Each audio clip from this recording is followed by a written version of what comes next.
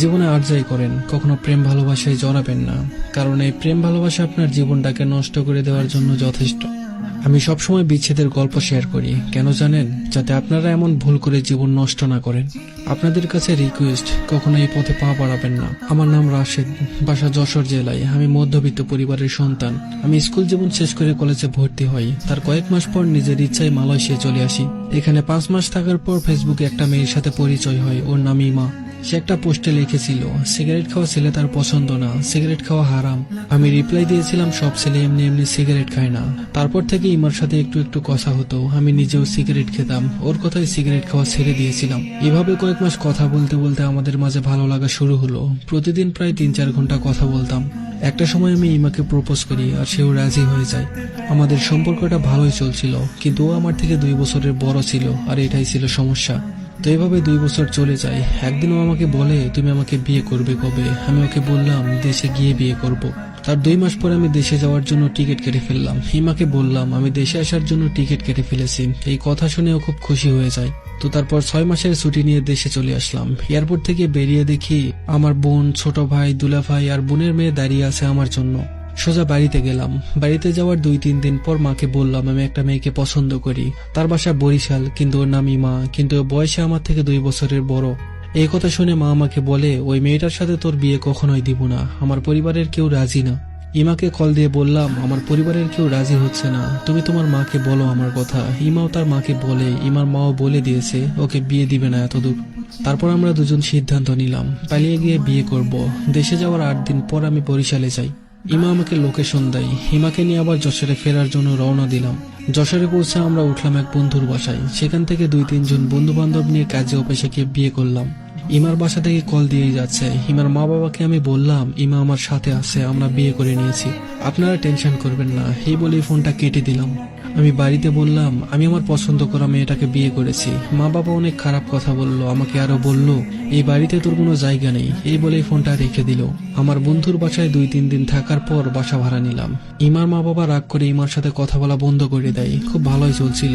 25-26 দিন যেতে না যেতেই আমার মা বাবা কল দিয়ে বলে, কোথায় আছিস, বাড়ি চলে আয়। ইমা আর আমি সিদ্ধান্ত নিলাম বাড়িতে ফিরে যাব। তো সেদিন রাতেই আমরা বাড়িতে চলে আসি।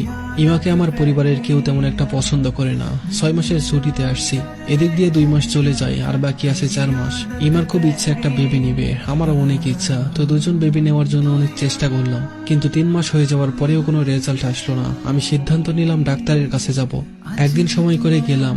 ডাক্তার বলল 2জনের পরীক্ষা করতে হবে। 2জনই পরীক্ষা করলাম। ডাক্তার বলল কালকে এসে রিপোর্টটা নিয়ে যাবেন। তো পরের দিন ইমাকে রেখে আমি চলে যাই যশোর কুইন্স হসপিটালে। ডাক্তারের কেবিনে গিয়ে বসতেই ডাক্তার রিপোর্টটা সামনে এগিয়ে দিয়ে বললেন, ইমা কখনো মা হতে পারবে না, সন্তান হওয়ার নারী 99% ড্যামেজ হয়ে আছে। এই কথা শুনে আমার মাথায় আকাশ ভেঙে পড়লো। আমি কি করব কিছুই বুঝতে পারছিলাম না। আমি যদি বাসায় গিয়ে কথা বলি তাহলে ইমা পাগলের মতো হয়ে যাবে। ইমা জানতে পারলে ভিতরে ভিতরে শেষ হয়ে যাবে। আর আমার মা বাবা ইমাকে এমনিতেই পছন্দ করে না। আমি ইমাকে হারাতে চাই না, বাচ্চা হোক বা না হোক। আমি তখন অনেকক্ষণ ভেবে কম্পিউটারের দোকানে গিয়ে জাল রিপোর্ট বের করি।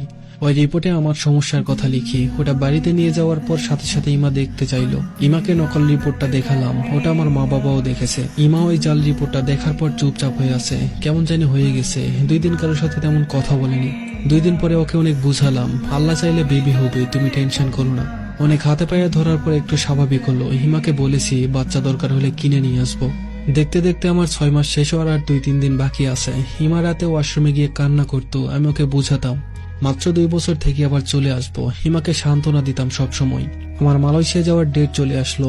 ইমা, আমার ভাই বোন, দুলা ভাই একসাথে এয়ারপোর্টে গেল আমাকে পৌঁছে দিতে।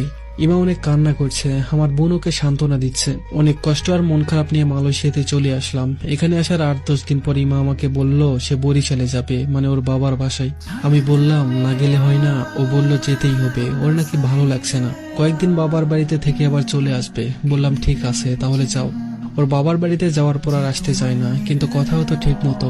3-4 মাস ঠিক মতো কথা হয়, তারপর থেকে ঠিক মতো কথা বলে না, সবসময় বাহানা দেয়, বলে কাজ করতে হবে। দিন দিন কথা বলে একেবারে কমিয়ে দিচ্ছে। দিনে 3-4 মিনিট কথা বলে। এভাবেই 6-7 মাস চলে যায়। হঠাৎ একদিন ইমার বাবা আমাকে কল দিয়ে বলে ইমার বিয়ে অন্য একটা ছেলের সাথে সম্পন্ন করে আসলাম। আর তোমাদের বাসায় ডিভোর্স পেপার পৌঁছে যাবে, সাইন করে দিও। এটা শোনার পরে আমার পায়ের তলা থেকে মাটি সরে যায়। কি বলে উনি? আমার ভিতরটা যেন কেউ পুড়িয়ে দিচ্ছে, আমি পাগল হয়ে যাচ্ছি। ইমার বাবাকে বললাম আমি ইমার সাথে কথা বলতে চাই, ও আমার জীবনটা নষ্ট করে দিতে পারে না। আমার কথা শেষ করার আগেই ইমার বাবা ফোন কেটে দিয়ে সিম বন্ধ করে দেয়। এদিকে ইমার ফোনও বন্ধ। আমি পাগলের মতো করতে লাগলাম। অনেকভাবে কন্ট্রাক্ট করার চেষ্টা করেছি, কিন্তু পারছি না। আমার মা বাবাকে বললাম ইমার বাসায় যেতে। মা বাবা সোজা বলে দিল তারা যেতে পারবে না। মৃত্যুর যন্ত্রণার মতো যন্ত্রণা সহ্য করতে করতে 11 মাস চলে গেল। হঠাৎ একদিন একটা অচেনা নাম্বার থেকে ইমা কল দিল আর বলল, তুমি আমাকে মিথ্যা কথা বলেছিলে কেন?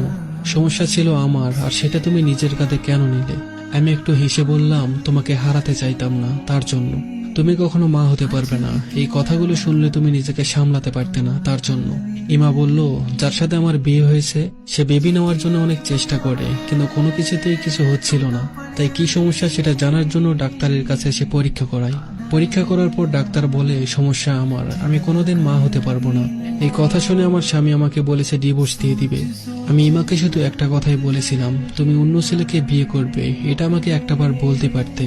তোমার বাবার বাড়িতে গিয়ে আমাকে খুব সূক্ষ্মভাবে ঠকাচ্ছিলে, অথচ আমি বুঝতেই পারছিলাম না। আমি কখনো কাউকে বোঝাতে পারবো না আমি 11টা মাস কিভাবে কাটিয়েছি, কতটা কষ্ট পেয়েছি, সেটা শুধু আমার আল্লাহ জানে। কথা বলা শেষ করে আমি তাকে ব্লক করে দেই। যাকে নিজের চেয়েও বেশি ভালোবাসলাম সেই মানুষটাই ঠকিয়েছে আমাকে। বেইমানের কোনো জায়গা নেই আমার জীবনে। শরীর ছুঁয়ে দেখেছো তুমি, মন ছুঁতে আর পারলে কই। পুরো লাইব্রেরি দিলাম তোমাকে, তুমি পড়লে না একটাও বই।